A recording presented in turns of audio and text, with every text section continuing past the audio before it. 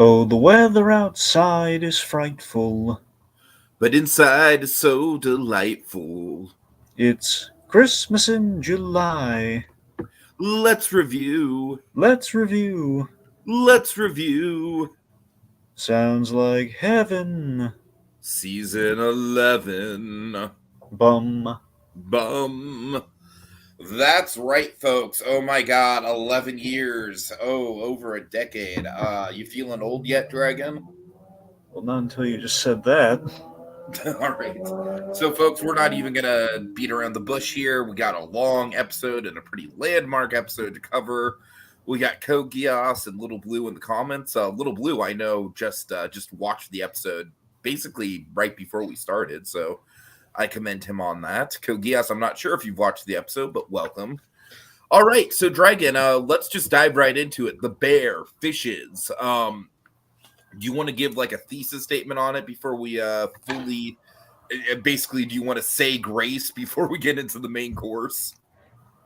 Yeah, sure. All right, go ahead. Just don't fuck it up. I'm gonna be on my game here just in case. No pressure, Dragon. No pressure. I'm holding the fork at you and I'm aiming it, but no pressure. Well, yeah. Well, thanks for stealing my joke. Yeah, but yeah. I was gonna say I hope Code Geass, won't throw that fork at Little Blue, but Anyway, yeah. So this, I so rarely like to use the term peak television like my colleague across from me here, but using it sparingly, this episode and Forks truly warrant it, especially in regards to the bear. Like that's true, like kind of like peak television in terms of the storytelling. On the level of something we would see and kind of laud, would be quite lauded through Better Call Saul. Mm-hmm. Probably wondering why is he bringing up Better Call Saul? Well, we know who's in this episode. Code Geass, the fort guy, is probably someone you know. It's John Bernthal. So yeah. Why is it everyone like Jacob didn't recognize it was Bernthal, and now like, it's the beard. Weird, honestly. I know it's the beard. Everyone's like. Anyway. Right, anyways. Does anyone forget what a nose looks like? Anyway, anyway, this is a great episode that really epitomizes the chaos of the family Christmas, and what show better to exemplify that than the bear, which basically this is a big episode that it took us out of our kitchen setting in a big way. And we basically took like all the chaos of the kitchen setting and put it in the holiday kitchen setting. Exactly, yeah.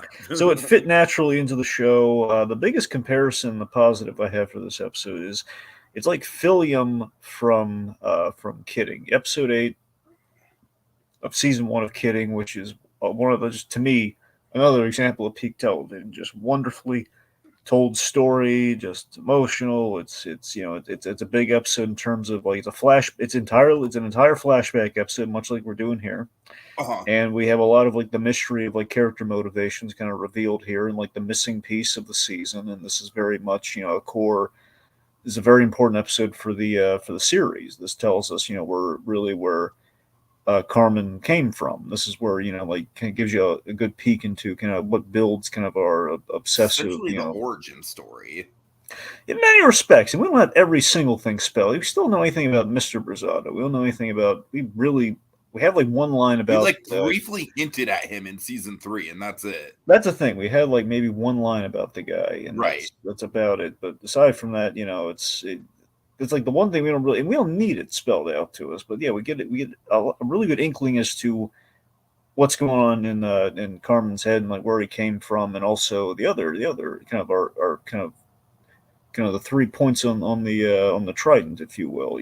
With both Carmen, Natalie, and Mike. Mm-hmm. So we love Mike. We have a whole it's a different Mike. We do love Mike, Dragon. Yes, this is a fact. We have a thing where we established fact. We really like Mike's, but we love Mike Ehrmantraut, but we like Mike's across the board. So yeah.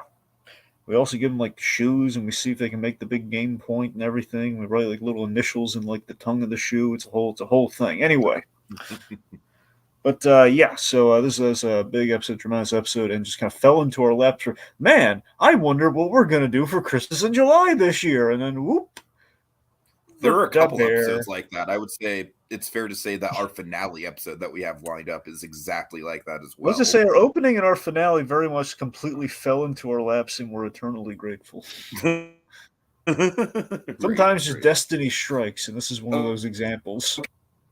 Okay, yeah, so a couple comments here. Little Blue just comments with the forks. Oh yeah, very pivotal. Let's see, we got Teddy here. They're saying finally Christmas. Indeed. Okay, Kogia saying seeing John Bernthal hold a fork makes me wonder what Punisher would look like if Forky was his childhood toy. Yep. Yeah, this is pretty much what that scenario would be like. There you go.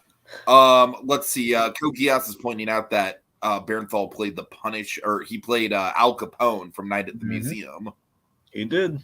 So that's all right. I thought the love between Richard and Tiffany seemed good. It seemed good now. Little Blue. That's kind of one of the things about this episode is that, you know, in retrospect, some of the stuff that looks nice is actually kind of tragic, but we'll get into it.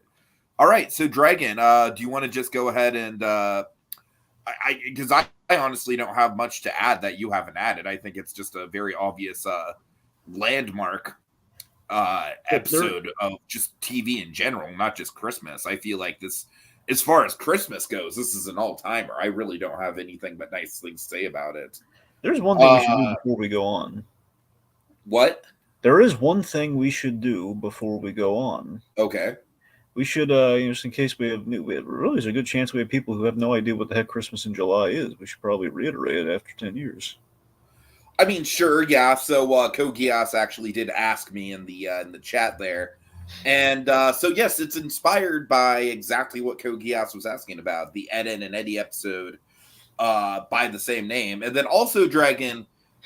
I'm not having a Mandela effect about this, right? There actually was a programming block on Cartoon Network for a couple years where it was literally just called Christmas in July, and they'd air a lot of Christmas specials from the Cartoon Network backlog.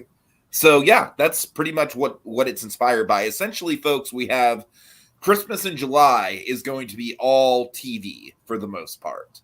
And then our seasonal shenanigans at the end of the year are actual, like, you know, holiday stuff when the holidays are actually happening. That's more Christmas specials, Christmas movies, stuff like that.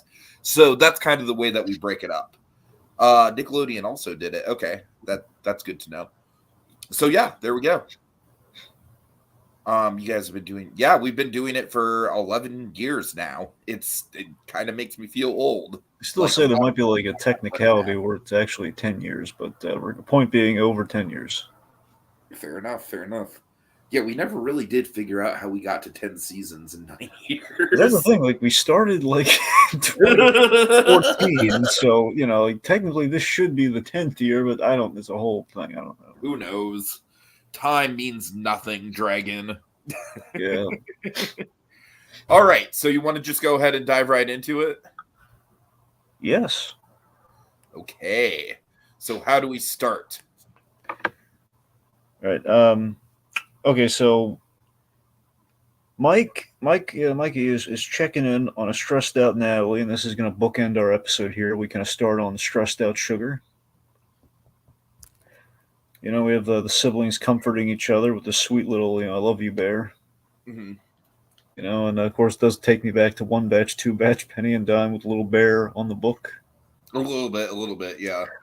Anyway, so the whole, there's a big warning here, which again, we wonderfully book it. It's a very well written episode here. We tee up the whole, just don't ask her if she's okay. Just whatever you do, stop asking her if she's okay. It's going to blow up at the end. That's like the ultimate kind of foreshadow for sure. It's like the whole episode builds up to a very badly timed "Are you okay?" Mm-hmm. All right, let's see. So, they agree. Mom's crazy, but we're just gonna have to, we're just rolling with that here. And of course, it's chaos inside the house, much like the kitchen, which Carm is having trouble controlling the room, which again foreshadow for his journey in season one, having trouble pulling everyone together and dealing with the people. So they all have assigned jobs here. Carm's on mom duty. Mike's on crowd duty, and Sugar is like, just don't ask mom if she's okay. And just the spoiler alert, folks, they're all going to fail miserably at this.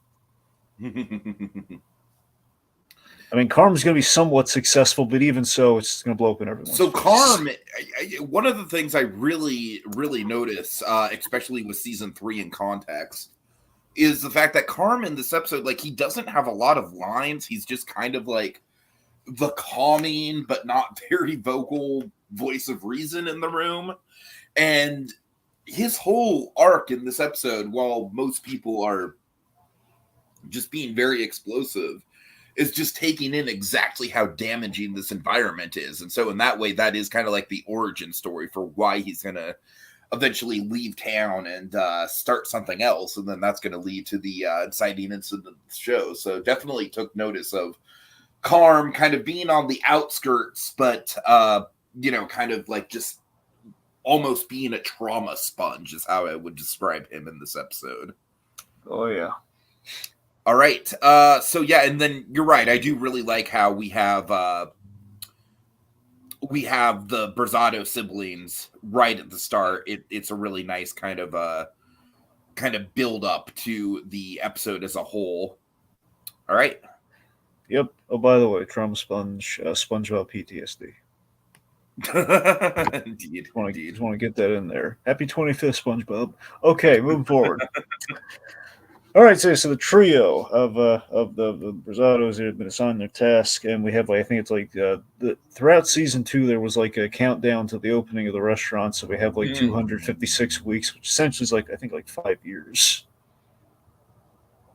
You want to explain that a little bit more for people like Little Blue who watched the episode but might not get the context of that? Okay, yeah. So basically, season 1 is very much like the survival season of, okay, we want the beef not to go under. Then they discover the funding, and then season 2 is like, we're going to turn the beef into the dream restaurant, which we see the introduction of in this episode. Into a reality. We're going to transform the sandwich shop that is the beef into basically a fancy Michelin star restaurant, which is called the Bear. Mm-hmm. And the whole season, season 2 ends with the opening of that restaurant, and basically there's a countdown of like this many weeks until opening. So the gag here being there's a flashback going like 5 years ago. So I think it somewhat times out to be like 256 weeks, being like it's roughly 5 years. Right. So, anyways, let's see. So we have Bobo. This is also our big guest star episode. Bear likes to do but I feel like this episode did the guest star thing a lot better than. Mm-hmm. I mean, season 3 we kind of talked through it. People like John Cena showing up. It's fun. Don't get me wrong, but I feel like it's a little bit more like, hey, look at the special guest star. Well, the difference. Whereas I feel like this episode, it's all very organic. I feel like every guest star very much fits into the world and the vibes of the show. Yeah, we're meeting the extended family, so if they're on this, so again, they're new faces to us, and there's like a familiarity if they're guest stars, so it just kind of fits, versus like, look at this celebrity chef, look at that guy. Exactly. Yeah. Look at upscale Guy Fieri, look at him. Yeah. Look at Metro Gordon Ramsay. Oh God, with the Joel McHale veneer. Look at that guy. Exactly. All right. Anyway, so the wonderful Bob Odenkirk, who we love. Water is wet. We love Bob Odenkirk. He plays Lee. And I told you, Dragon, he doesn't just play a role in this episode. He's arguably like the main antagonist of this episode. You gotta admit, when I look back on 3, it does feel like, man, we really should have brought Lee back. If we don't bring him back in 4, it's just gonna, like he's the guy. I feel like we should have brought Steven back in 3 too. But he was in 3. Well, yes, very briefly, very thanklessly, but Stevie was there, so thank you very much. Okay, so we have Lee. We properly meet Donna. Here's the introduction of Donna, played by. Also, we got to track our tropes here because we got some Christmas music playing in this little montage introducing everybody. So Christmas music, also like behind the scenes Christmas meal preparation. I would say that's a pretty decent trope right there. And we have actors who have been in Christmassy things, like Oh yeah, we of course Jamie Lee Curtis, Christmas Christmas guest pranks, stars just in general. Family Christmas. Mm-hmm. All right, let's see. So we have Michelle and Stevie. These guys are great. They're basically the cousins of the family. At least like Michelle's the cousin, and Stevie, I think, by marriage. So he's kind of basically he's her Pete, I think. Right. And Either dating Stevie or is one of my favorite characters in this whole thing. We'll get into him. so yeah, with Sarah Paulson and John Mullaney. I gotta be honest, this might be the best thing I've ever seen John Mullaney do. It might be as far as acting goes. Yeah. Yeah. I've never seen him do Rain. I mean, of course, he played Spider Ham. That's great. I love Spider Ham. I'm just saying, like John Mulaney's already a cartoon character. So Spider Ham didn't have to deliver like a compelling monologue that kind of like sewed all the themes of the movie together in one brisk statement. Well, he did have that really nice moment. You can't save them all. No, he had that one nice moment. Yeah, you're right. He did. Anyway, so but yeah, so we introduce these guys. They're great. We have our seasonal opening. Mm-hmm. So we have with the stockings credits hung and everything next to the Christmas decorations. It's delightful. Yeah, stockings hung with care. The awesome train display. We have sweater. Maybe not Christmas sweaters, but sweaters. It's cold out. And family photos. Mm-hmm. Yeah. All right, really quick in the comments here. Kokia says, I only know Odenkirk from his guest appearances on random shows, including Seinfeld and Space Ghost. Yeah, I told you about the Seinfeld Odenkirk, didn't I? I think you did, yeah. Well, of course, it's so funny. Odenkirk's both on Seinfeld and Curb Your Enthusiasm. Right. He was he dated a doctor, and the doctor basically he was a med student, so he wasn't technically a doctor. So the guy's like choking in the cafe. He's like, elevate your legs. Oh God. Let's see. So Kogia says Mulaney's vocal performance from Puss in Boots: The Last Wish is really good. I agree. Good. That's actually for me the standout character in that movie. Just such a fun villain. Mm-hmm. Little Blue says, I remember Bob Odenkirk as the voice role of Winston Dever in The Incredibles 2. Yeah, that's probably where a lot of people know him from. All right. He would have not got that role, however, I would wager to say if it wasn't for Saul Goodman. I'd say Saul Goodman gave him that role. I think in part Andrew Stanton. Because he loves Better Call Saul, and All right, so Dragon, this episode, just in general, it's going to be a little bit difficult to go through. Like, we're probably not going to be able to do it like line for line, or else we'd literally just be sitting here performing like a 2-hour play. But we'll kind of go through it like vignette by vignette. So because really the whole episode kind of boils down to a series of conversations. So let's start with the facts and Cicero. So why don't you give us the elevator pitch on who the facts are, who Cicero is, what's going on here, what makes this whole exchange so amusing. Okay, so the facts are just kind of wacky friends of the family who like work at the beef, and they're handymen, and basically the idea is, well, Neil Fack is like the handyman. He has like an extended family who are all probably, it sounds like they all have have a mastery in certain trades, like Teddy Fack, I believe, is like more of an electrician, and then you have we've seen Sammy Fack's more like I don't know how you describe, like he buffed the floors and everything, so he's I guess just kind of like cleaning services potentially.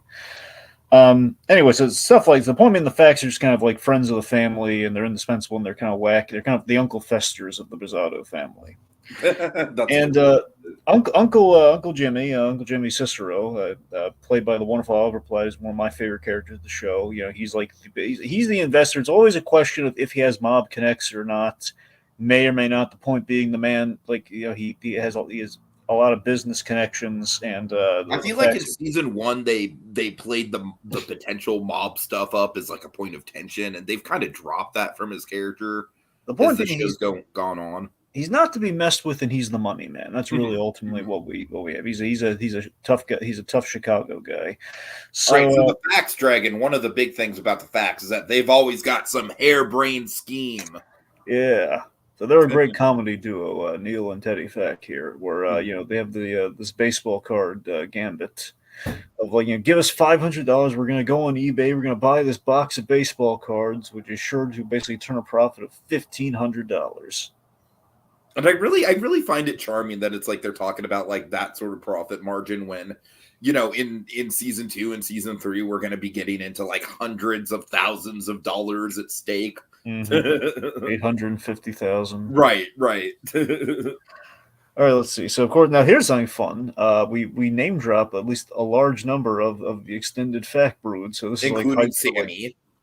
I think so. We have Kenny. I think it's Kenny, Sammy, Susan, Frank, Francine, Doug, and Gary. And we set up later that Natalie hates Francine Fack.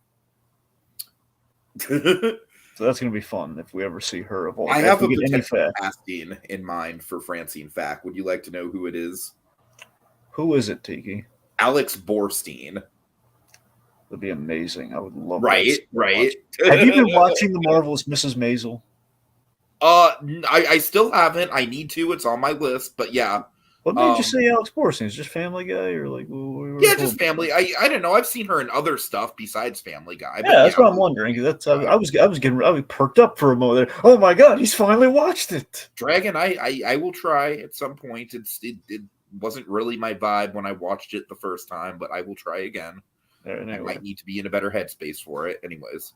Not in a headspace like it's a depressing show, just it wasn't really my vibe when I first watched it. Anyways. Yeah, like when she makes those jokes on stage, it just gives you 1,000-yard stare. Anyway, so again they're trying to pitch Uncle Jimmy on the on the baseball cards. Hold this while I slap you. It's just really funny. He holds the drink, he slaps him. It's like it's a stupid idea. Merry Christmas. But again, it's the fact that he hits him like stupid idea, but he's very positive and seasonal about it. He's not like saying aggressive, like stupid idea. Merry Christmas, walks out. Like Oliver Platt, man, give it up for him. The facts are optimistic that this is like a business slap, not remotely. Donna's cooking the apropos 7, not 6, not 8, 7 fishes. Yeah, definitely not 8, Pete. No, Pete. No, take your brother, who's also named Pete, out of there and get that fish out of here. No. Anyway, all right, but we have to just hype up just how good this intro is for this character, because like we get like a little bit of like the holiday camaraderie with the facts and everything, but then immediately we like smash cut to the timer going off and the quick cut of Donna smoking the cigarette, Carmy's going in the kitchen, which is going to become basically the bear's cave, essentially. Mm-hmm. If you want to go through this. Well, it's Donna's mama bear, man. She's exactly. Yeah. I love like she has like the messy. Think about this with the whole bear thing. She's got like these long nails, so it's like kind of like claws, and they're all exactly. Think about it. Her fingers are kind of gross in this episode because they get all messy with food and everything. It's like, oh man, she's like a savage animal in the kitchen preparing all this. So yeah, it's a great build up and intro. This is the first time that we're seeing the mother figure in this show. And correct me if I'm wrong, Drag, but we have had some build up to this point about how the Berzatto siblings kind of have some shared trauma around this woman, right? Yeah. Like this isn't just coming out of nowhere. Yeah, we've built up Donna, not a whole lot, but we've name dropped Donna a few. I think mainly through Sugar, we've name dropped Donna, especially in season 2, particularly. Donna's been mentioned. And yeah, indeed, Little Blue's shouting out Catwoman, which is another thing that Alex Borstein was in. Yeah, I will be. Me and him will be doing that, so that'll be fun. Good luck. All right. Let's see. Anything? Yeah, Mullaney was the voice of Chip in the Rescue Rangers movie. All right, go ahead, Dragon. I'm sorry. Right. So Donna's asking a nice little bit of foreshadow here. Donna's asking Carm to fix the forks. Oh yeah. This What's great about that in the foreshadowing is that the next episode is literally just going to be called Forks, and it's going to be all about forks, but in a very meditative kind of cathartic way. So it's like foreshadowing Inception here. Again, I love the episodes do really pair well together, like a fine wine and a good meal, It's exactly. These, we just have like this. It's the aftermath. It's like what Richie takes away from all this with Forks. So the Facts adorably want to sleep over at Donna's house on Christmas. Uh-huh. It's funny. Let's see. So we have. I guess a mention of a Christmas sleepover, perhaps. It's a light trope. I don't know. Is that really a trope? You want to really count that? I mean, there have been we've seen specials where it's people sleeping over on Christmas, like everyone's like the whole family Christmas kind of thing. I mean, we don't see it. I don't know. Maybe it counts. All right, fair enough. You don't have to look. You don't want to count. We don't have to count it. All right, let's throw it out. So she sends sugar for paper towels, which is 8 dish dragon. That's how much I'm gonna. There you go. Throw it out. Throw it with the casserole. I don't care. We got tropes up the. You think I care about that one trope? Throw it out. That's what I'm saying. That's what we do have tropes up the yin with this thing. Yeah, throw it out. Which is actually really cool because I would say this is a pretty unconventional Christmas episode, and yet there is still quite a bit of tropiness in it. All right. So anyway. We send sugar for paper towels, which is a foreshadow season 3. Which what is she doing when she goes into labor? Mm-hmm. Getting paper towels, and who's she paired with? Big D. Indeed. All right, so tension between the brothers here. The fancy chef versus the failed businessman with zero follow through. There's a lot of tension between the brothers here. Mm-hmm. Yep, and basically the whole I love that everyone gangs up on Carmen the moment he says this is why I didn't want to come home, and they're like, hey, why would you say that? Well, that's the thing about the episode that's really I mean, it does genuinely. I feel like this episode, out of any Christmas episode that attempts the whole stress around the holidays thing, this is the most authentic because you just get the feeling that any one thing that any person says could potentially blow up in their face at any moment. You know what I mean? Yeah. And then also, of course, the it's gonna kind of so Dragon, help me out with the timeline here. Carmi has not officially made the move to New York yet, right? Because that's going to be through Michelle, right? Yeah, that's right. Yeah. So he's kind of being basically he's going through Copenhagen, stuff like that, but he's not really settled down anywhere. That's right. He at this stage he's trained with Luca a bit. That's basically where he's at. This is how he met Luca. So that's what he's done up to this point. But he hasn't gone to. Here's the thing: if memory serves, I think I forget if Luca and Terry's place is the same, or if it's. I'm trying to remember where Terry is. That's the one thing. But essentially, he's with. Where's Terry? Yes. Listen, because Terry has her own restaurant. I keep forgetting if they all worked in the kitchen with Chef Dave. I think they all worked there, but just at different times. We already kind of had this discussion last night. Exactly. So the point being, he's all we know is he was in Copenhagen with Luca because we later on mentioned he told me stuff about Copenhagen between the brothers.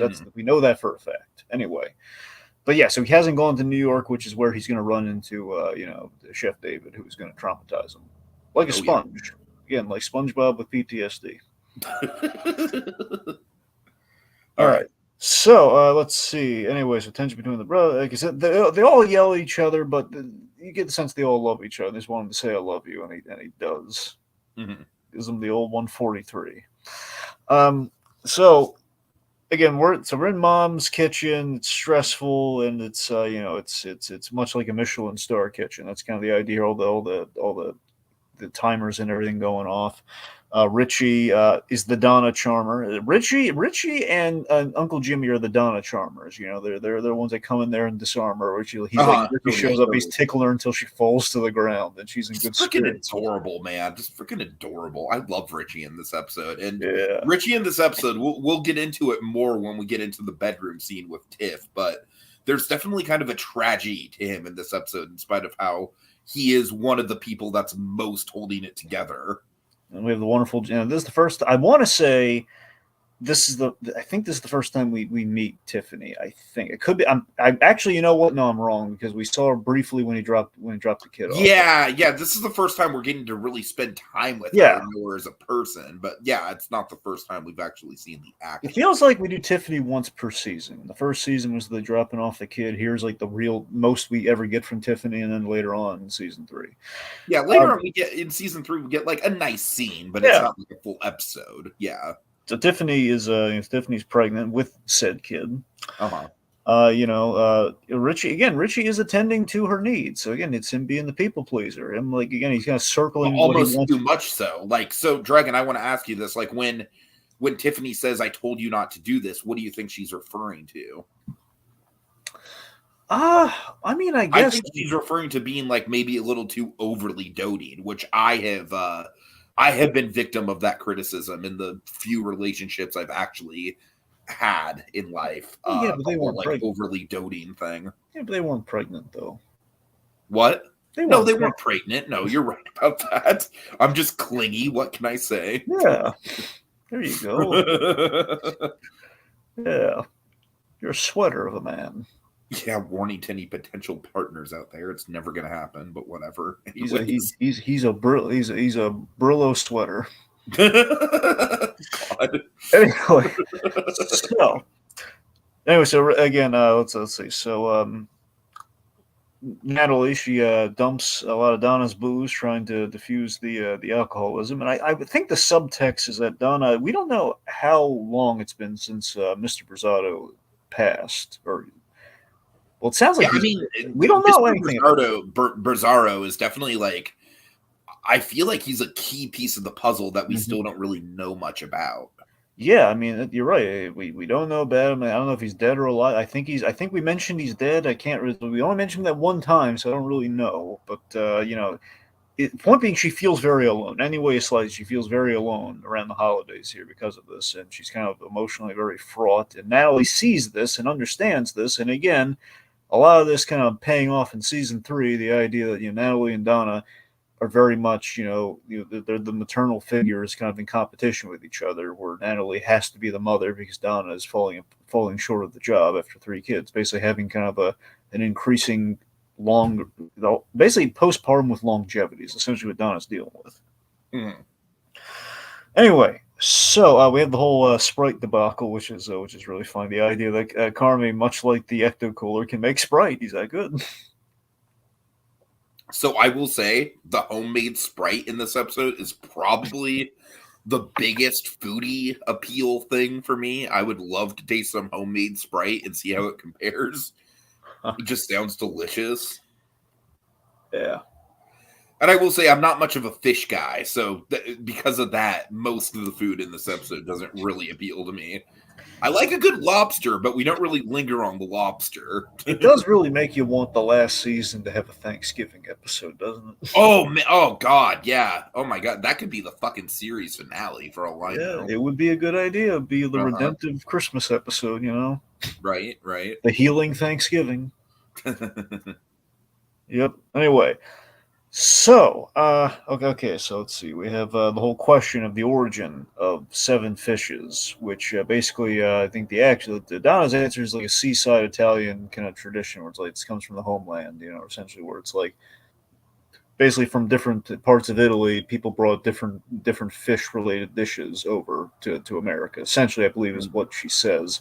Now, Lee says that's wrong. No, it's 7 because of specifically 7 because of the Bible, like all the 7s. Mm-hmm. Like God loves Mickey Mantle. It's all the 7s. Anyway, so as we kind of tee that up, so the whole question of the 7 fishes is going to be kind of prominent later. Meanwhile, Mikey, and Richie, they're telling Carm about Claire Bear, which I got to admit, Tiki, here we go. Here we go. So one, I do love how adorable is like them calling her Claire Bear when, of course, we always use like the term bear for the family members. So that's like, that's kind of cute calling her Claire Bear. So there is so much. You up our kind of distaste for this character for people who don't know. Sure. Okay. Why this character is a little bit of a problem on the show. Okay, so Claire is she's a nice young lady, you know. She's fine. I would say it's fair to say she would pass Norman Bates's nice girl test, right? She would absolutely pass she's a nice girl, mother. No, here's what happens. Okay, so Norman Bates just walks in to Donna. He's like, Mr. Brasato, she's a nice girl. Oh my god. Okay, I would love to see fucking Norman Bates interact with Donna Brasato. That would be a fucking match made in heaven. No, here's the thing. Like Carm's like, oh god, I don't know how to handle her. And Norman just like puts his hand on his shoulder. Don't worry, I can do this. I know how to handle this. And of course, if it goes south, then she's going to be in the cellar. But you know. Oh god. Okay. Anyway, no, all serious. But of course, actually, that'd be very appropriate though if Jamie Lee Curtis of all people was in a mother position. Right. Is given who her mother is. Oh man. Yeah, exactly. Yeah, but he would never leave her around Freddie Highmore. Okay, anyway, no. So basically, Claire, just nice girl that the Carm ends up with in season 2, and basically, she's kind of what he needs, but there's a lot of she's plot wise. She's kind of a drag on the show, and that she's Yoko. She's Yoko in the show, in which she's basically that sounds harsh, but it's like it's not because of her character; it's because of the writing around her. Because like the girl is pleasant, but it's just like every time we keep having these detours, like, okay, Carmy, focus up. Sid's getting a little tired of it. We're kind of seeing this, and we're doing it again and again and again, and then Carm has a good thing going, and we have to blow it up. And like, fine, okay, we cut ties with Claire, but hey, we're gonna make the whole 3rd season, the whole Carm through line being like, do I know how to work a phone? My hands are so talented. I can do all sorts of fancy chef tricks. But the one thing I can't do, I can't dial a phone and say I'm sorry, or dial this in the newfangled modern world. I can't text I'm sorry. Oh my god. He just can't do it. He has a phone he doesn't answer. We call out, Carmy, you don't know how to work a phone. So yeah, so point being, Claire is kind of a drag plot wise on things. So the fact is, it's kind of funny here that we have this whole gag devoted to basically Richie and Mikey as her hype men. Honestly, I feel like John Mullaney is the person that really kind of saves the scene. He does. It's like, it's a good thing, Carm. This is a good thing. Yep. Steve, you don't understand. It may sound like a good thing, but it's not going to go well next season. Stevie! Exactly. All right, so now, interestingly, Donna throws a spoon at Stevie. We see where Mikey got it from. All over the episode, for sure. Mikey was in the room. That's where he got the idea. All right, let's see. So, Richie comforts Tiffany. She wants basically, it's a nice quiet scene here. Literally a quiet scene. There's no yelling going on. She's been now. Of course, we have to mention the kind. I honestly think the scene might be the most tragic in the whole episode. Apart from all the impending stuff with Mikey's character, which we'll get into, but let's just lay out the facts here. These two are going to separate not too long after this episode, and it's not going to be a very mutual divorce. And so, having this kind of like quiet moment for them is, it's honestly a little heartbreaking, Dragon. I'm not going to lie. Oh, yeah. So they're talking about the future and how she wants she wants this expensive house because it has like good school systems and everything near it. And again, this is kind of putting pressure on Richie. He's got to find a better job than the beef.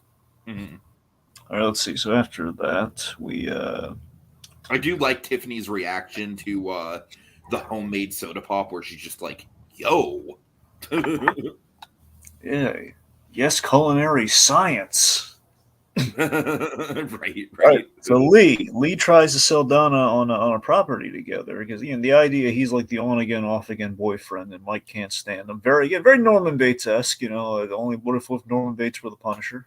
In terms of like how that would be terrifying. But that's the thing. Imagine if we just kind of took like the whole thing of Norman Bates being kind of the feminine, kind of like the feminine approach, at least in the visage of our killer. But what if we went the opposite way with it? What's the most macho killer that Mikey Brazzaro is like the the masculine personality of Norman Bates. There you go. Yeah, he's again. How do we make Norman Bates like as butch as possible? He's just gonna be the Punisher, Punisher with a beard. All right. By the way, all the Punisher reference. I don't mean I'm not trying to box John Bernthal in a corner there. He's a wonderful actor with great range, but I'm just saying that No, I honestly feel like with Bernthal, like he's in this, and I think this is probably his standout performance. But then he's also like The Walking Dead was the thing that kind of put him on the map even before Punisher. Like, and honestly, I feel like he's been in quite a few movies where he's had, supporting but relatively standout roles. So, yeah, I think it's fair to say Bernthal's not in a box. Yeah, I just want to put that out there because again, Bernthal, it's an easy go to. I bring that because when he gets angry and then everything gets intense, there's a lot of Punisher-esque kind of gestures there. Sure. Anyway, so to be fair, that's like a lot of the anger Punisher stuff is just stuff that he was doing in The Walking Dead. So it all goes back around to his style. Yeah, but it's so much cooler in The Punisher, though. Yeah, you haven't seen The Walking Dead. It's pretty cool in The Walking Dead. Well, but he doesn't last that long in The Walking Dead, does he? No, but he's very memorable for the 2 seasons he's in. His big lines like "You can't protect her, Rick." That's about it. All right. Anyway, so let's see. So again, Mikey hates really hates Lee and his mom together. Again, very Norman Bates-esque here, and basically the fact. I mean, honestly, it's that. Let's even take the Norman Bates out of the equation. I honestly think that it's so much of a common thing around Christmas, Dragon. The whole tension with relatives and in-laws and boyfriends and stuff like that. That I would almost call it a trope. I would too. Yes. Family kitchens. Yep. Kitchen's a war zone, kids. So you're a mess, Lee.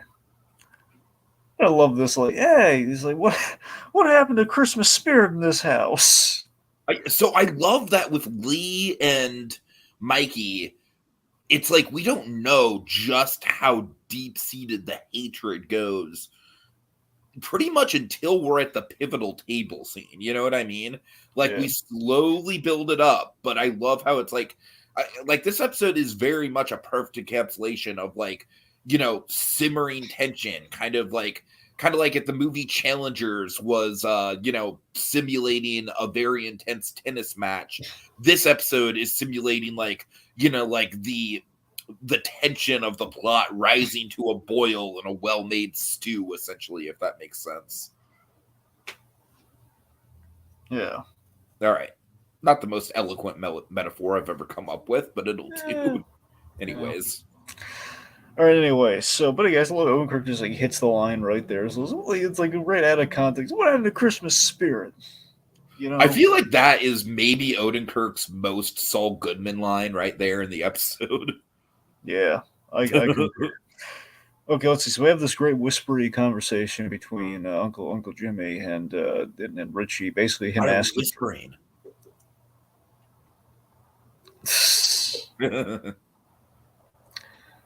Anyway, so he's asking for work. Basically he's asking for work in a respectful way. I found essentially it sounds like he wants to be a fixer, like a someone to facilitate Uncle Jimmy's business, his business stuff here, because he's good with people, but he doesn't really have the facility to. Again, he doesn't know about the hosting thing yet at this juncture. Which after next episode he'll have his life. So this is a good connecting point between the 2 episodes. Richie, he has the drive and he knows he's a people person, but he doesn't quite know how to channel it, and he gets the exact tool to channel the next episode.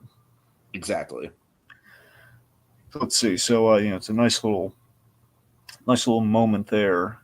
Between the 2 of them. Anyway, so then we have this thing where basically Uncle Jimmy he loves Richie, but you can kind of see the hesitation on him. He says, I'll think about it. Mm-hmm. But again, it doesn't say you have the job or anything. It just says, I'll think about it, and that's going to be important. Oh yeah. Okay, now we have Michelle and the facts, and I tell you, man, I was so delighted to hear that Luca song. They're playing the song from the end credits of Luca, which I love and I'm obsessed with. So I was like, they used it. Right. Yes, they're all getting high in the bathroom. Yeah, so Michelle, I just love the dynamics between this side of the family and the facts just in general. Like Michelle's honestly kind of fucking with them, kind of trolling them, but in a loving way. Like, oh, did your daddy buy those matching outfits for you?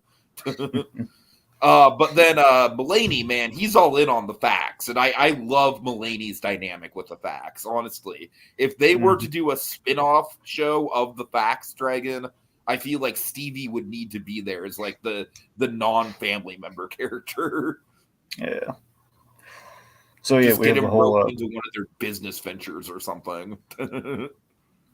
So again, this is a perfect scene. Mulaney's just flawless here. Is the idea he's hearing like the wacky comedy duo, and again, I think Mulaney being steeped in the world of comedy, he plays straight man to this so well. He plays Exactly, like, yeah, it's so charming. Basically, if Lou Costello could go through mitosis and like cell divide himself into two people, and you had Abbott having to kind of contend with that, that's kind of what this scene feels like.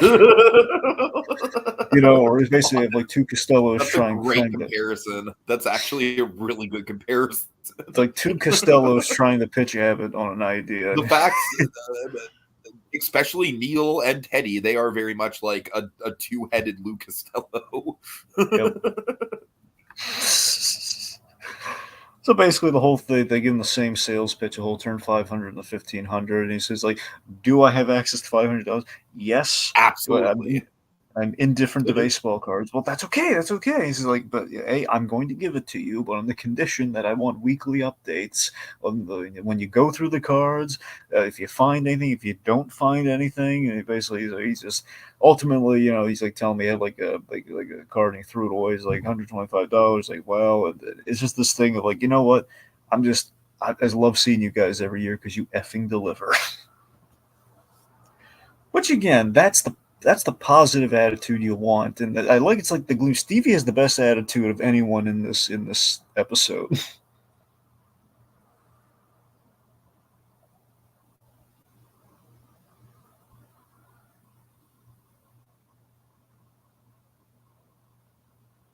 Hello.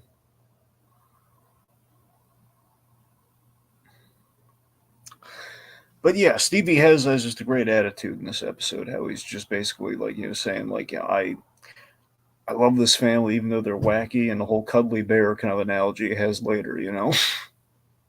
I feel like without Stevie, this episode would just straight up be too depressing. Like he really does bring the levity to it. Yeah. All right. Yeah, I'm sorry about that, Dragon. My computer just lagged a little bit there in your last little bit. So let's try and keep going. What's next?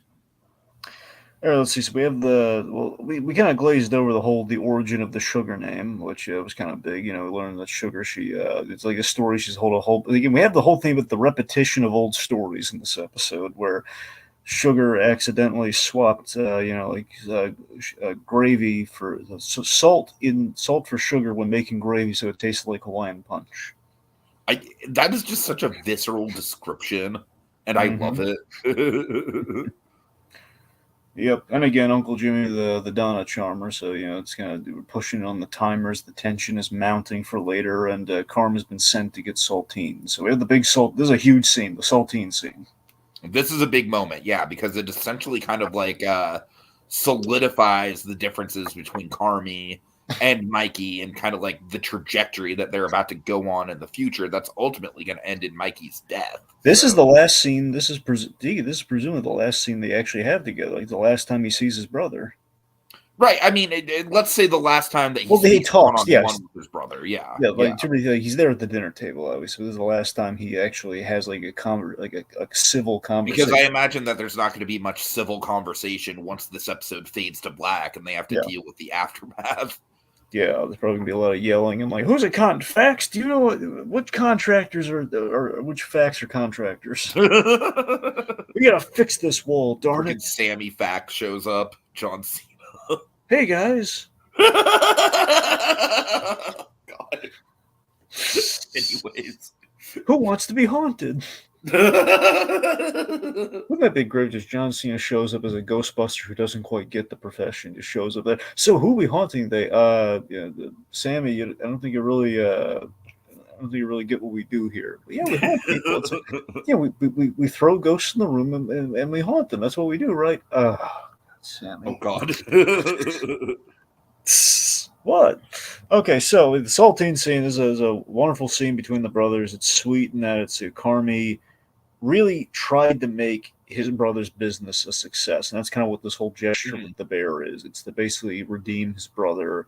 It's a beautifully intimate scene. I love the claustrophobic kind of vibe. We're in like the little pantry with the saltines and the staging of The it. camera's That's like really kind of nice. slowly pushing in. It's one of the few shots that feels really handheld in this episode. Yeah. So then, the whole basically the whole I effing care about you. The whole thing of like, I'm not busting your balls. I care about you. Mm-hmm. And then he gives him the present, and so again we have the special Christmas present trope. There we go. Mark it down for sure.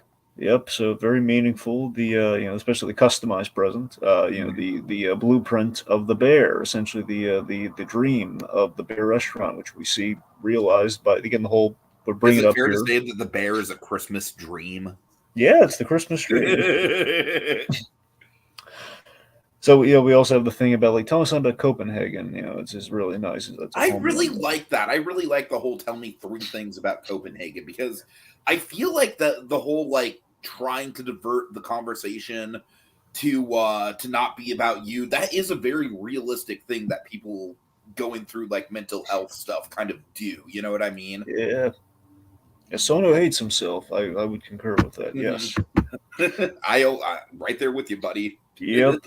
All right. Anyways, All right. So let's see. So Copenhagen. We have that. It's a nice little bit there. That's really nice. Anyway, so I love this. I love the unspoken linger on Michael here, where you can see he's really touched by the gift, and it's a man in distress by how thoughtful and lovely this is. Basically, his brother his brother truly believes in him. His brother's essentially too good for him, is essentially what this scene's conveying. And that's the thing, because we've had this whole thing where why Carmi feels so left out that he won't let him work at the restaurant. Like Michael in this moment is like telling him, "Look, again, the place is crap. You're meant for better things." And that's essentially Mikey, not so many words, saying, "I've dug such a financial hole. I'm thinking about killing myself," but he's not telling him this. Right. And that's the subtext of the scene. And you see, it's a man in distress here. It's a man like basically who's trying to dissuade his brother from a failing path. And like his timeline brother, wise, will probably be after the Tina episode, right? Yeah, that's the thing. This is way after the Tina. That's because Tina's at the bear. He just Tina's at the beef, and this but Carmi's not at the beef. That's the difference. Right. This whole thing of like his brother believes in him so much, but Michael doesn't believe in himself. Very relatable thing for someone going through depression. Very relatable. So anyway, so it's the dream that Michael knows will never happen, and but this is really sweet though, where he says, "Let it rip." Again, which is going to be the let it rip thing, I would say, is probably like the big emotional, like anytime the show wants to really tug at the heartstrings, all they got to do is say those 3 words. And the implication being, again, the last 2 bits in this scene, basically what essentially was their last true exchange as brothers was, I love you and let it rip, which essentially is what he writes in that letter, exactly, in that little card. And the whole, it's the heartbreak, just that heartbreaking John Bernthal points in, like the way he slaps his head, just because he's so upset, he's trying to like bury and the feeling. For a fact that I have been there. To be fair, Bernthal's always really good when he does that kind of stuff. Like the way he like plays like the mentally unhinged kind of like twin, like kind of twinkles. Pretty much his wheelhouse, yeah. Again, no one ever talks about this. It always ticks me off because when you look at how he played the Punisher in Daredevil, it's the thing when he talks to Karen, he reads as a guy who has a bullet in his brain. Totally, the way he had the eyes, because again, the idea in the MCU Punisher is that he's always perpetually in a state of fight or flight because of that bullet in his skull. Mm-hmm. So he always has like the eyes darting back and forth a little bit, and you kind of see that. It's like, yes. All right, so again, last is a tragic moment with Michael there, knowing what we know about him. Let's see. Also, I forget when we mentioned it, but at some point we mentioned there was a really great Easter egg here where Lee is like listing off the failed business prospects of Michael Brizato, and he mentioned the tomato sauce, which of course. Oh yeah, for sure. So it was a nice little tee up there. Mm-hmm. It's kind of his FU to Lee. Okay, so the facts are dancing to an Italian Christmas song, dancing the Christmas music. Richie's filming it. Stevie, he's he's asking a nice little chit chat here with Michelle. Like, wait, could you possibly have been the a-hole in this situation? I love Mullaney just on. This feels like an improvised scene here where like Neil apologizes. Like, you don't have to apologize. I don't know anything about this lady's life. You don't have to apologize, Neil. He's just the story's going on for so long. He's invested in the characters. Right. All right, so Lee enters. He enters in the mid conversation about Bears. Oh, the Chicago Bears. It's like, no, wrong Bears, Lee. Actual Bears. So poor Stevie. So Lee kind of butting himself into conversations where he probably should just leave well enough alone. Yeah, that's definitely going to be a trend moving forward in the episode.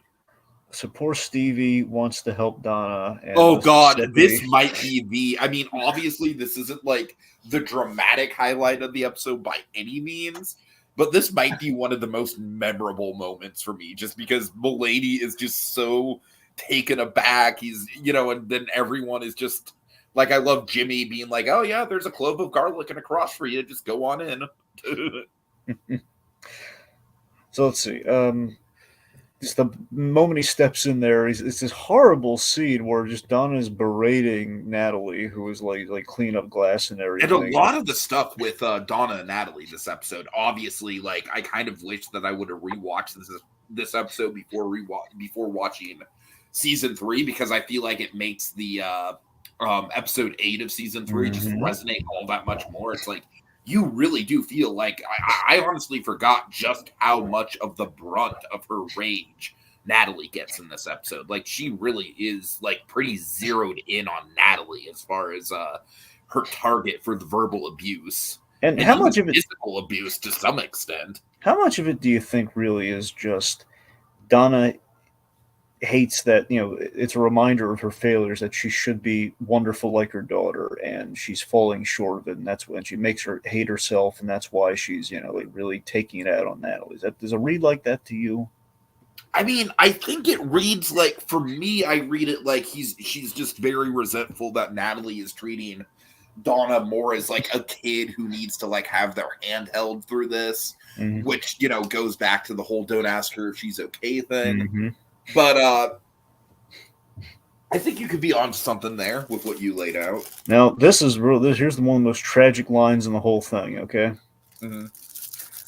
Go get your father's gun so I can blow my brains out. Oh, my God. Yeah, I mean... Now, remember, Mike's living in that house with her. Right. So, that, again, and then Jamie Lee Curtis just putting the finger to her head and stuff. Oh God! Now again, the implication being this is exactly what Michael did when he killed him. He used his father's gun to shoot himself in the head. Exactly. And they have to imagine what that did to Donna too. But and to Natalie, I would imagine. I mean, this whole thing is just essentially this whole episode, in spite of some of the delightful John Mullaney bits and the Fact Brothers being comic relief. It really is just like a zeroing in on like a very traumatic moment for everyone involved. Again, going from the comedy of like Stevie being yelled at to get out, we do have this beautiful moment. Natalie is like, devastated, and Steve's just like, "Can I have a hug?" Oh, yeah, Stevie, that's nice. Beautiful. That's what I'm saying. We've never seen Mullaney do drama. The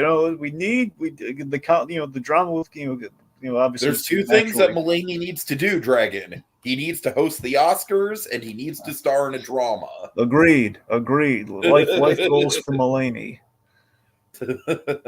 Do it, Mullaney. You coward. No, I'm kidding. No, Sorry. We don't need another stand-up special right now, John. Do the other stuff. Exactly. All right, Mullaney? Okay. So, Yeah, Mulaney's really so well loved too. Like Jeff Garlin at the end of his comedy special, he was like, "Watch the John Mulaney special on Netflix Really? right Oh my now." Yeah, god. that's how his comedy special ended. He says, "Go watch John Mulaney." Okay, let's see. So, Michael is telling this fun story, and Lee. Okay, this is where I have a bit of in real life kind of stuff. Okay, so Michael tells this fun story, and Lee points out that he's told it a million times and ruins it. And I've been in this situation, honestly, on both sides, but more often than not, On both sides of I it. I've been Lee more often than not. You know, Really? but I'm not in a combative way. All right, Yeah, I'm you're not not like aggressive about it. You're just like, all right, we've heard this. Come on. I'm just pointing out the fact that we've already heard this. Dragon, I It's like honestly like if we're gonna like kind of like argue this point in the same way that we argue like the Curb Your Enthusiasm stuff. yeah, My logic for it is like if everyone in the room has already heard the story, then yeah, maybe call it out, maybe a little bit more gently than Lee yeah, does. no, exactly. But it's been established that not everybody in the room has heard the story, and in which case, I'm with Cicero on this. Shut the fuck up, Lee. You're Yeah, kind of ruining it. yep, yeah, agreed. Yeah, believe me, I've been on the business end of that. It's not a good position to be God. in. It's like there have been some arguments where I'm just pointing out, like like honestly, it's the repetition of all, where someone's just like saying the same story you've heard all day long. It's just, okay, we get it. All right, can we not bring it up again? Well, yeah, that's a different thing. If they're literally just saying the same thing all day, I feel that. Yeah, And honestly, I feel like I am the one that's usually in the Mikey position. yep. And I feel like our dynamic on the podcast kind of reflects that a little Uh, at times, maybe. bit. All right. Anyways, Anyway, so the whole then Lee gets really mean here. He brings up the whole maybe finish instead of a story, finish a business plan. which below the belt, definitely below the belt, right? Yep. Okay, this is when we mentioned the whole failed tomato sauce thing, which pays off in season one, and the whole frozen pizza scam. And Pete. Then to break the tension, Pete enters, and this is great. So Pete enters, and the tension breaks because they all have united, kind of like victim here in Pete. So Pete has done the most stupid thing he could possibly do. He's brought in a fish to the Brizzato family Christmas dinner, which is hinges on seven, emphasis seven fishes. Now, I have a funny little connective tissue with season three here.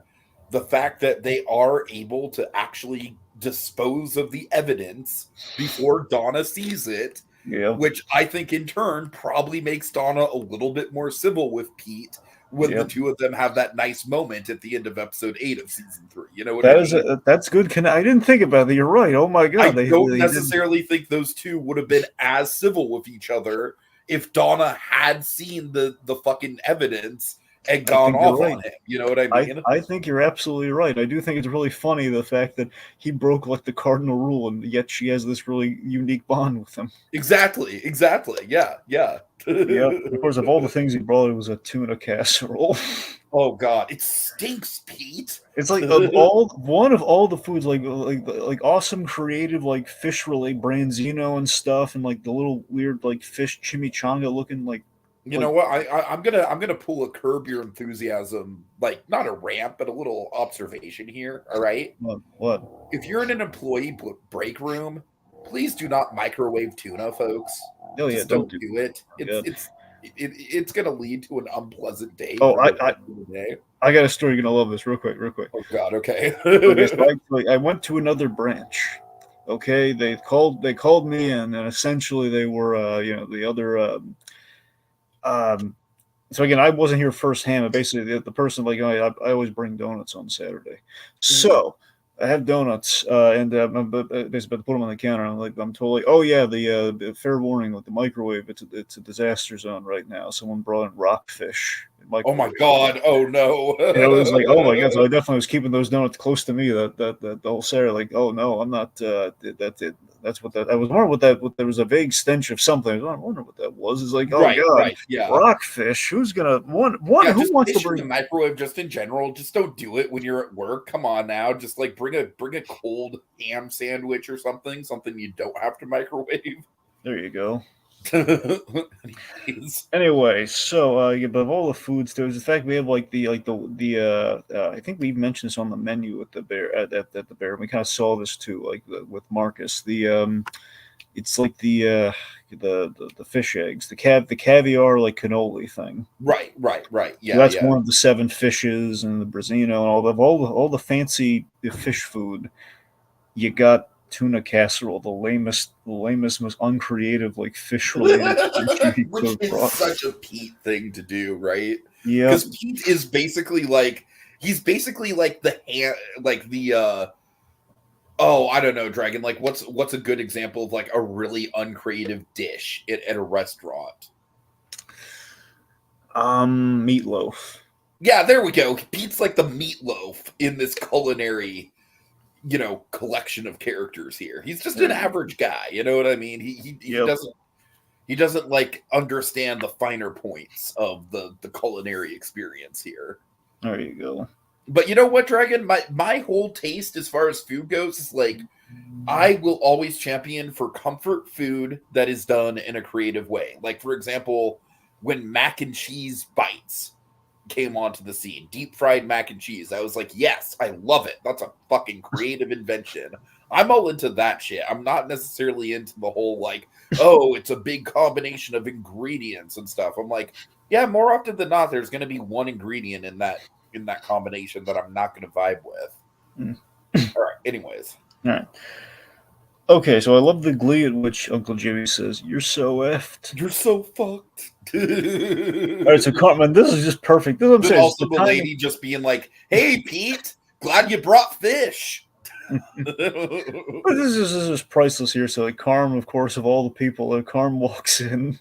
This and is just- probably Carm's most intense moment in the whole episode because, like I said, throughout most of it, he's pretty much in the background. But I think it's just more played for comedy. It's the fact that Carm, we know, is like the fancy chef that he is. He walks in, his loads of great comedy after all the tension. And he says, like, he defers to Stevie of all people. Like, Stevie, what's going on? You're going to be upset, but his heart was in the right place. I love that line. That might be the best Mullaney line of the whole episode. So they all unite in the hatred of the eighth fish, and then Natalie shows up. Oh, Merry Christmas! Did you bring? What the f is that? So he like tosses it. Yeah, that's great. That was just like Merry Christmas, guys. Maybe somewhere. It's a great Odenkirk line. Him hitting that button. Indeed. So and then I love Mullaney after the fish is tossed. Like, I know your heart was in the right place, Pete. I know you were trying to be nice. All right, so a few tropes here. We have the Christmas disaster dish. Yes, someone bringing something that they absolutely should not have. Yep, you got that. I'm gonna say the Christmas sad sack. In Pete? I mean, maybe sad sack's a little much, but the idea of like you have like the victim, like I feel the one like who's Pete's like the only one here besides Mullaney who's not just crushed under the weight of depression. Well, that's what I'm saying. He's not sad, but he's like the victim. I guess what I'm getting is like we're all dogpiling on Pete, so we have like the holiday dog pile. Okay, got it. I see. That's what I mean, like the victim, like not sad sack, but we always have like the poor schlub. He's the Christmas schlub. Christmas schlub. All right. Christmas schlub. The Charlie Brown of the Brazzados. There we go. All right. Okay, let's see. So, Michelle, we have the New York offer for Carm, basically saying she would put him up with her and Stevie, and at New York, should he choose to go. I love she how she's him. specifically like laying out. She's basically laying out the thesis statement of the whole show. Of like, I see what being in this place is doing to you. You have so much talent. You don't want to waste it. You got to keep your eye on the prize. And it's just, isn't it like almost kind of like haunting the fact that like Michelle is essentially signing Mikey's death warrant in a way, if you look at it. In a way. No, yeah, for sure, in a way. Yeah. It's really kind of haunting. And I love that Michelle's like she's kind of like she's not coddling the Brazzados, only the ones that she likes. Like she kind of lets down ahead of it a little bit, and she's not really afraid. Well, I mean, she's very afraid when she starts to snap at her, but she's kind of she said it. Okay, so big trope, Christmas dinner. And this is probably the most memorable Christmas dinner that has ever been set to film, I would wager to say. I mean, I'm sure there's other big ones, but I don't know, man. I struggle to think of one that's more memorable than this. I mean, again, I'm going to like examples from like the Christmas movies. Like, and these are like parts of the whole. Aren't really like a big stand. This is like the climax. We don't really have ones like the climax. We've had like National Lampoon's Christmas Vacation. I was gonna say, like, is the whole hallelujah, holy shit moment, is that at Christmas dinner? I mean, it kind of follows the chaos of Christmas. Right. I was thinking more like the dog, hacking on the bones, and the turkey gag specifically. The idea that the turkey's all dry when they cut into it, like the stuff like that. The tree. Oh, the no, tree. the turkey's a little dry. I know. I overcooked. Why are you crying? That and the whole like the tree catching on fire. That's like that. There you go. It's your Christmas dinner chaos. There, it's very much interlinked and woven like that. But anyway,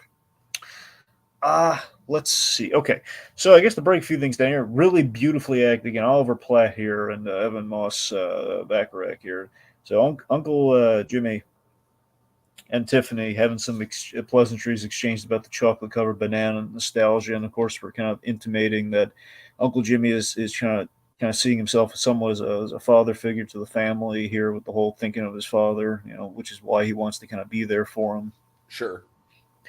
He, she thanks Jimmy for giving Richie a job, which he hasn't landed yet, and there's a big moment of tension here. Richie's like in panic mode, and such a class act, Cicero here, man. Such a class act. He plays along, and possibly the intimation here is that he does give him a job, at least something more temporary before the marriage falls to shambles. Mm-hmm. And then I love the wink. The wink is one of the most memorable visuals of the whole episode. Just this beautiful, silent thank you, and then the wink, like, I got you covered. Yeah, I'm Cicero, darn it. All right, so then we have a sad scene between Carm and Donna. Mm-hmm. I always read this scene that Carm's fear, I think, really helped contextualize season 2. I think deep down, Carm fears that he's going to become his mother, that all his obsessions are basically. I mean, I feel like isn't that just like the root of all anxiety? Is that we fear that we're going to become our parents? I think to some degree, yeah. So, there's this thing where it boils down to this one line she has where it says, I make things beautiful for them, and no one makes things beautiful for me. I gotta tell you, Dragon, I have a grandma. She is definitely not on the level of Donna. However, in the past, she was way more of a drinker than she is now, and she probably could get on the level of Donna. And a fiend? Is just as far as like the whole going out of her way for the family, and then the second that the family doesn't show her appreciation, she's just like, woe is me, I did all this work and nobody's thanking me. I have definitely been in conversations like that. Yeah. All right, so of course this kind of links a little bit to kind of Carmi's kind of the worst case scenario, kind of Carmi might see himself, the whole thing of like he's all this perfection and none of the gratitude. Right, it's interesting that pre-Joel McHale, that's his fear of who he'll turn into, and then obviously with season 3, presumably going into season 4, it's going to be all about like him not turning into, I'm sorry, Dragon, Chef David. Hey, Joel McHale's signature dish is soup, my friend. You're goddamn right. Yeah. But I'd like to think it's like a really fancy like French onion with like a big crouton on top. There you go. And the crouton is like in the shape of his face. Oh God. Or just the E Entertainment logo, whichever suits you. I would say E Entertainment logo would be easier to do. Anyways. Yep, but of course, there's going to be chunks of meat in there too, because we can see we need to see a flashback where like Chef David, like when he first starts out in the culinary world, is that kind of like happy-go-lucky Joel McHale type, and then like he slowly gets worn down to become the monster that he is. Anyways. Yeah. Okay, so anyways, the point being, there's a scene. Now this, I on the rewatch, I caught something I never caught before. I feel stupid for not catching it. Carm doesn't want to leave the kitchen because she gets his name wrong. Mm-hmm. The fact that, oh god, she's losing it here, the whole thing of like calling him Michael, and just that moment, he doesn't want to leave, and the whole like, and then she then calls him by the right names, then he abides by it.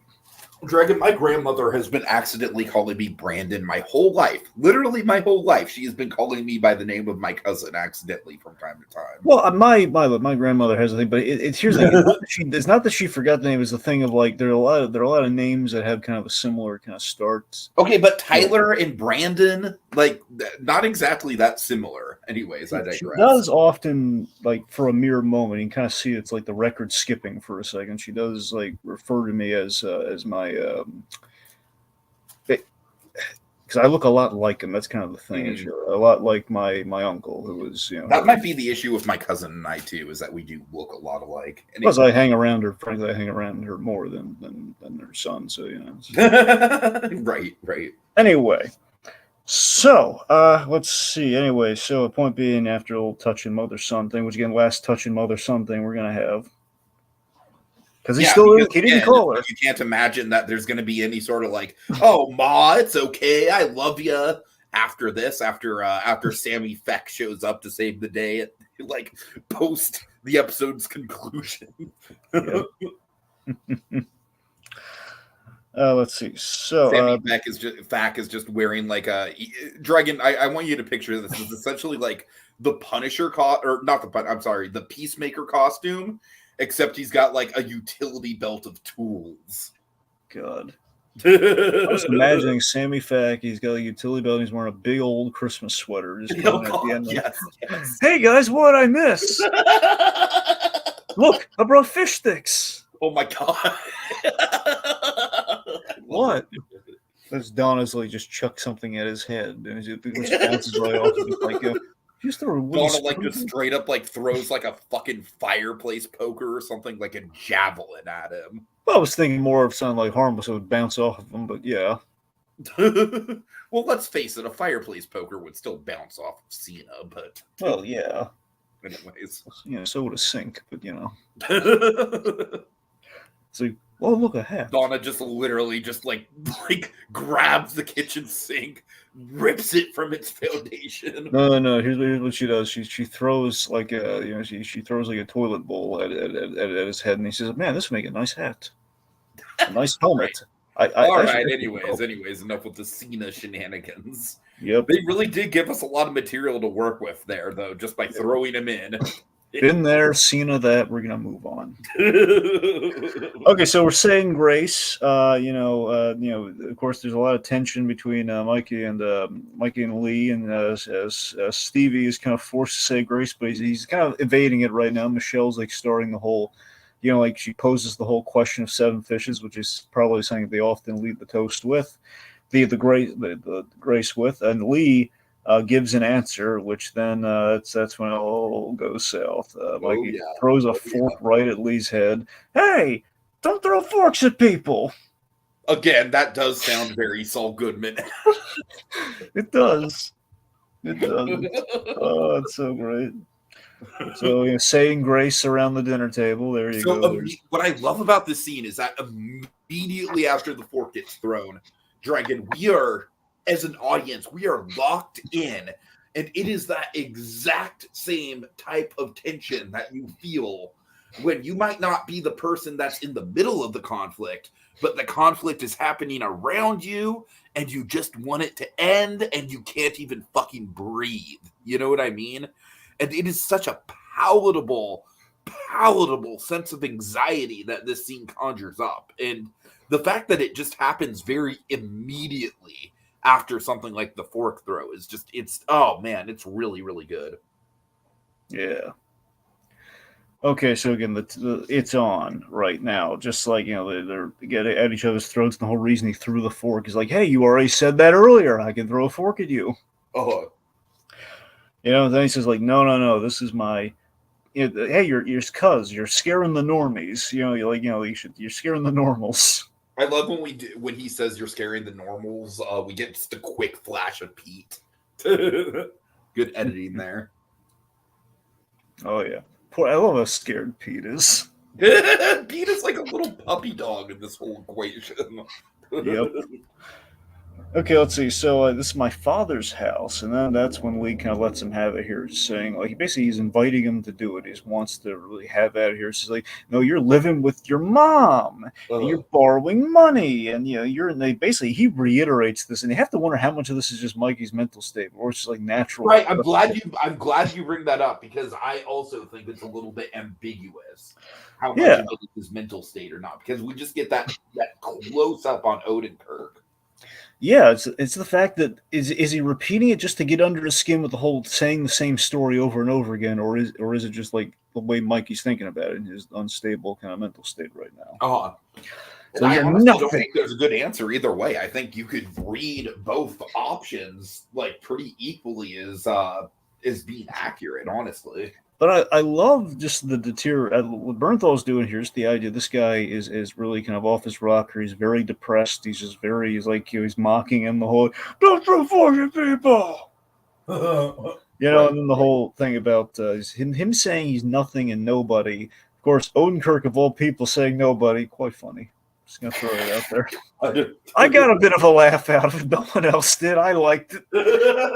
But just the fact that he's just saying you're nothing, and you see the twinge of like that really hurts Mike. Legitimately, like again, you're talking about the Bernthal kind of like unhinged quality and the twinge. You see it so hard in this moment. You see like the little flicker of the eye where it's like maybe I am nothing, and that's like the urge of like I should kill myself. Exactly. Anyway, so the whole thing of he's borrowing like Neil's fork, and this is like, hey Pete, can I borrow that fork? Oh god! So again, like Natalie's like pleading with him, I love you, and then so Cicero's trying to de-escalate the situation. Then they have like Stevie giggles, like that's all right, Stevie, giggle all you want.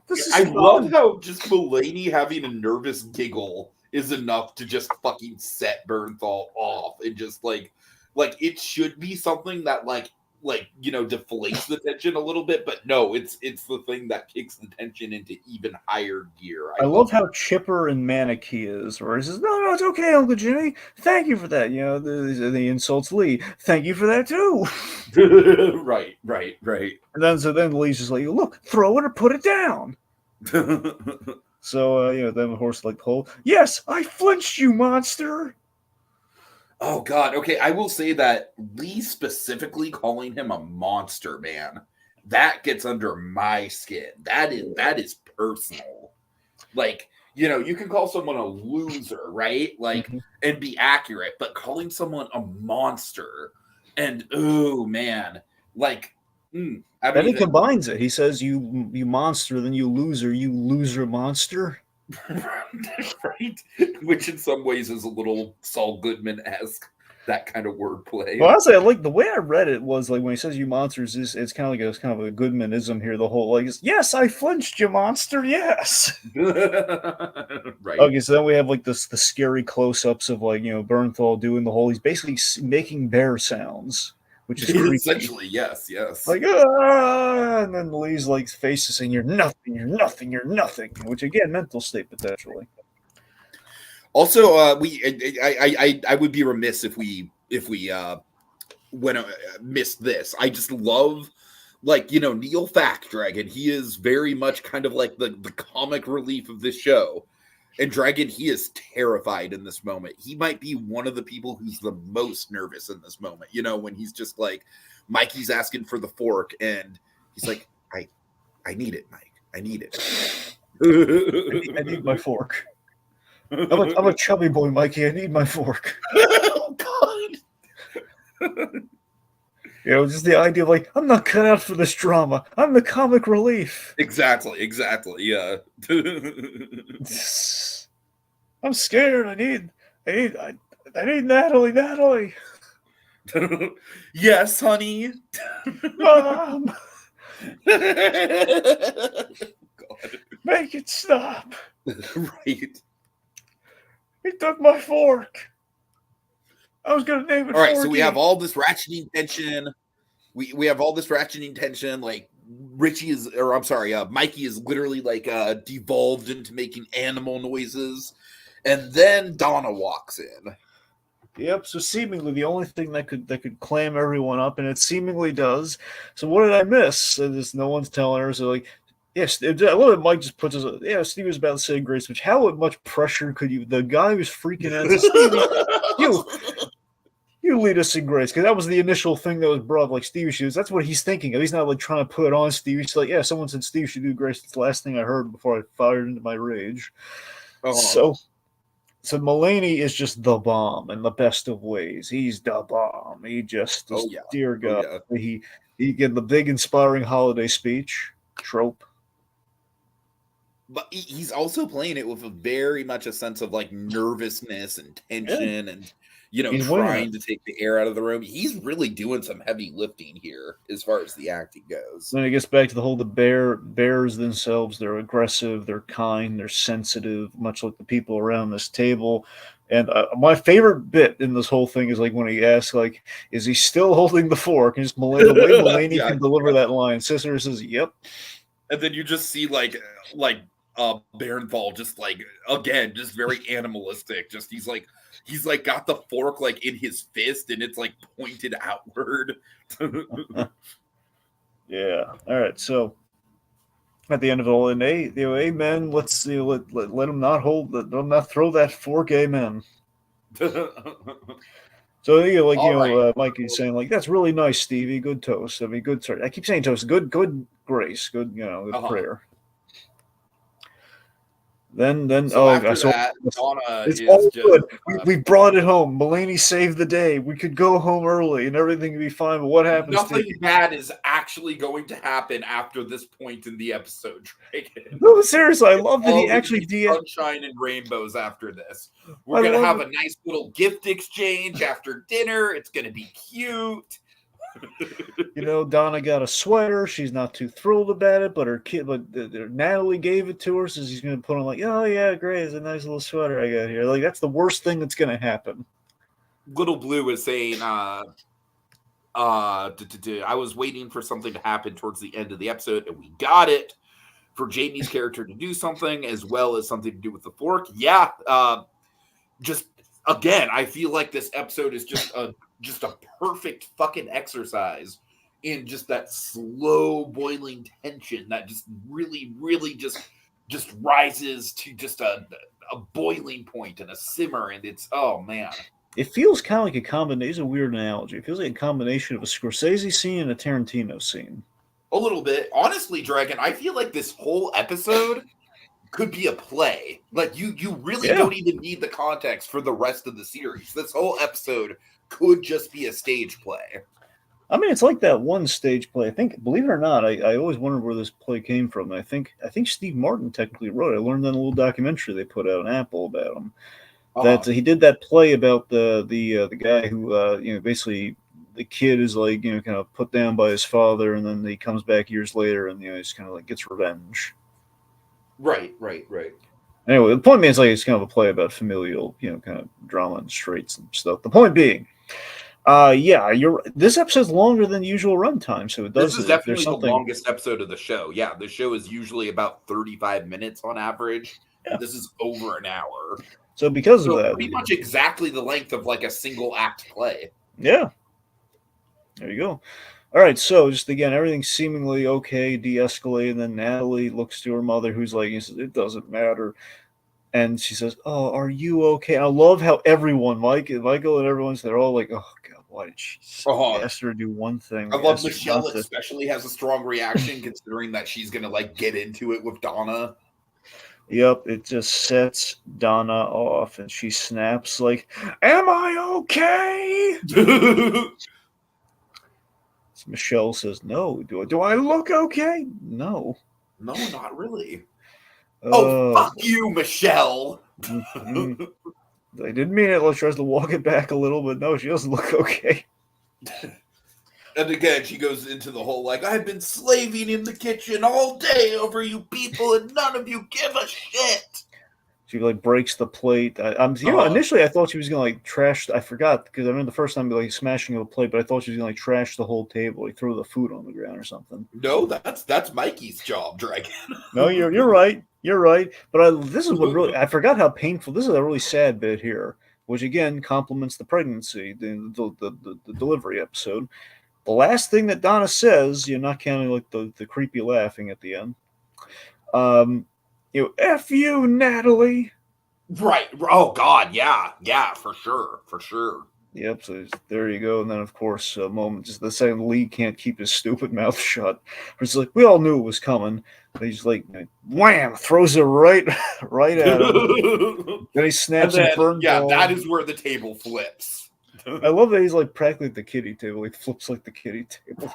Right. It looks like it's pretty much like a card table that's been added to the main table. Well, that's the thing. Like we joke, Stevie's sitting at the kiddie table, which essentially is like you call the kiddie table like the shorter table that's added to the main table when you need more room. That's the kiddie table. So it's interesting that he's at the head of the table traditionally, where like the patriarch would sit. However, father's not there, and he is the son, so he is at the kiddie table, which is at the end. In that he's trying to be the big man.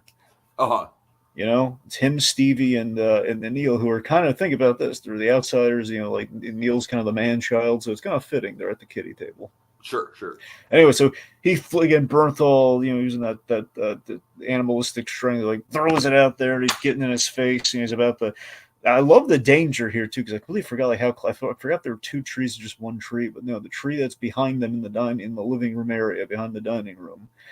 Donna, like a certain show we can't mention that features Brad Garrett. And a scene that features Doris Roberts. Thank you for not saying the name of the main guy who's on the show, because even if we say his name, we might get fucked. In a scene that features Doris Roberts and Peter Boyle. Right. Yeah, we're not going to say what the show is, but it's a show. This was not a holiday episode of that show. This is an average episode of that show. The in-laws crash through the house, and we do that here. Donna drives through her own house in like a manic episode and basically crashes into the Christmas tree. So destroying the Christmas tree, big trope. And destroying the house. Absolutely, yeah. Destroying the house. And what I love about the timing, what I love about the timing of the Donna thing is it literally happens right at the moment where like how explosive Mikey's being. It's like, oh my God, how could this get any worse? God. Crashes through, we have like, Carm is just kind of like he's detaching he's untethering the mortal coil. Carm is basically in like disassociation mode at this point. Yeah, I was like, he's reevaluating, is this my life? Do I really want to be associated with these people? Which again is going to lead to the guilt and the return with the beef of it all. Natalie, we go full circle. We're on Natalie stressed out, just kind of poor Natalie. She feels so responsible for this. Thank God she's not pregnant yet. Yeah. And then we just have this Bernthal just killing it here to say, Ma! What'd you do, Ma? What'd you do? Ma! And we see the seven fishes, we see the seven, so we traumatized again. It's sponge trauma. Right. It's undersea trauma. It's SpongeBob's wartime experience. Ma! Oh God. And that's how the episode ends. So follow, it's mama, mama, mama. Well played. And I got to tell you, man, I do think that we did a good job of getting through this thing, covering a lot of it in a decent amount of time. I'm proud of us for this. I think this is a good performance on our end. But we're not done yet. No, we're not. All right. So final thoughts, then tropes, right? Yeah. Okay. So final thoughts on my end. Yeah. I mean, I think this thing is like, it's a monolith. Like, I feel like in 20 years, it's going to be like pretty much definitively in like the upper echelon of Christmas specials. And given the quality of the Bear season 3, where like, again, some episodes definitely were really good, but nothing reached this height, I think it's probably fair to say, unless they really come out like all guns blazing in season 4, this is the peak of the show. I mean, I would genuinely be kind of surprised if they managed to top this through the rest of the show's run. So just landmark episode of the show, landmark Christmas episode in general, a great bottle episode. We don't even feature a lot of the main cast in this episode, like Ayo Edebiri's not here, and that doesn't matter. Just a freaking titan of a Christmas episode, man, and a great episode for us to start with. You know one thing, Edebiri, whatever she is, she's feeling envious. Yes. Man, why wasn't I in that great Emmy winning episode? It just cuts to like a very sad Christmas dinner with her and her dad, and it's like, man, if only I had a big family, a big family get together. That's what I want for Christmas. Yep, right. Man, Carm gets all the breaks. Yeah. All right. And final thoughts for me. This is an Emmy winner, man. This is top tier television. This is something. Again, I do take solace in that some of the great shows, like this and Kidding, both have tremendous Christmas episodes. That are really great character strides, but also very seasonal. And I think it's delightful that we, again, it's a show about family ultimately, and the fact that we would have to hit it's a logical thing that we would have a Christmas episode that involves cooking. An Italian family Christmas is always about the cooking, by the way, so you kind of have to have that. So all this just makes sense, and it fits well in the narrative without being out of place. Okay, we stopped everything to do a Christmas episode where it just feels like natural. For sure. So it just worked flawlessly. All right, so Dragon, let's go ahead and count up the tropes.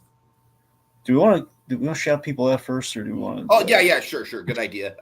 As always, we got Code Geass and Little Blue in the comments. Little Blue, Eli, I want to shout you out in particular because I really do appreciate how you watched the episode. That shows some dedication to this. I really appreciate how you were actually able to follow along. That was awesome. Really nice. And also Teddy. Yeah. Okay. Teddy Fack. Yes, Dragon. That's exactly who it is. Not even the actor who plays Teddy Fack. It's just literally the character of Teddy Fack who's invaded our comment section. Anyways. Yep. Okay, so tropes. Okay, let's see. So obviously Christmas dinner. Oh yeah. Just the chaotic family Christmas. Christmas flashback? That's got to be a thing, right? Yeah, no, that's a thing. It's like setting it, sure. Like doing like Christmas flash. Yeah, that's a thing. Stressful meal preparation. Yep, the meal prep. Trouble with I don't know, maybe specifically mommy issues at Christmas. Definitely, I would say so. Let's see. We got the gifts. We got some heartfelt gifts, especially on Carm's end. Alcoholism at Christmas. Oh yeah, big time. Let's see. I don't know, maybe the Christmas scheme. The facts are scheming up something. Sure. Speaking of the facts, Christmas sleepover. You brought it up, so we'll throw it on. There we go. Yeah, you came around on it. Yeah. There you go. Christmas tree. With the decorations. I will give you one more. The danger of something happening to the Christmas tree. The looming threat of Christmas tree violence. There you go. I'll co-sign that. You got the whole Christmas village, like the little train Christmas village thing. Let's see. Christmas stockings. How had some stockings held with nestled with care and everything. Oh yeah, we do get some good Christmas music. Mm-hmm. Let's see. All right. Hold on, I'm trying to think if there's I guess the special Christmas dish, usually it's like a turkey in this case. We can only cite this with Kidding. We've had the actually scratch that. No, that was Thanksgiving. The point being, I don't know, it's just sometimes a Christmas dish. I don't know. Sometimes there's someone brought we had the infamous Christmas dish. We had the failed Christmas, the unwanted Christmas dish, which with the whole with the tuna casserole. Christmas victim. Charlie Brown. We had a Charlie Brown trope. Yes. I would say the idea and threat of suicide around the holidays. It's not really actively spelled out unless you know Mikey's backstory, but it's there. Yeah. So yeah, there's definitely that. I mean, look at It's a Wonderful Life, big trope there. Yeah, I think that's. I'm trying to think. Is there anything we're missing?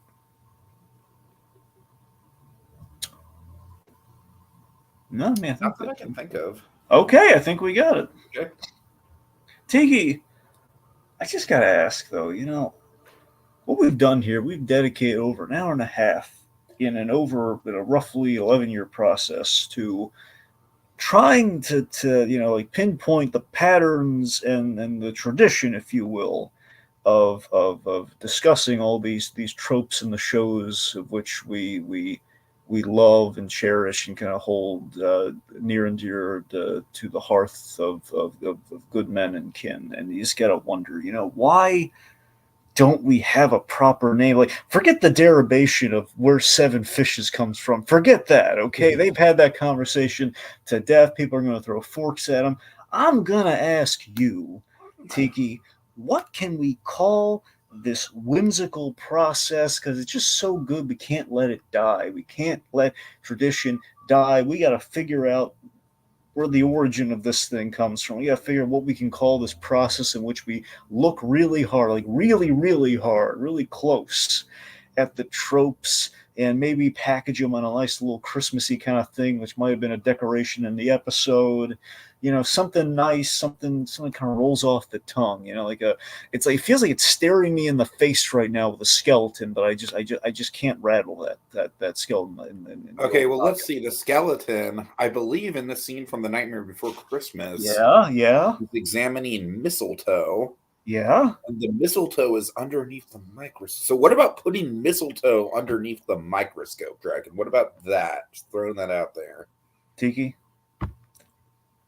hold my drink. I'm going to slap you because that's the stupidest thing I've ever heard. No, I'm kidding. That's a great idea. We're going to do that. Let's call it that. That's going to be great. This is going to catch on. We finally cracked the code. Next time on Christmas in July. Or it's a family picture. Mama.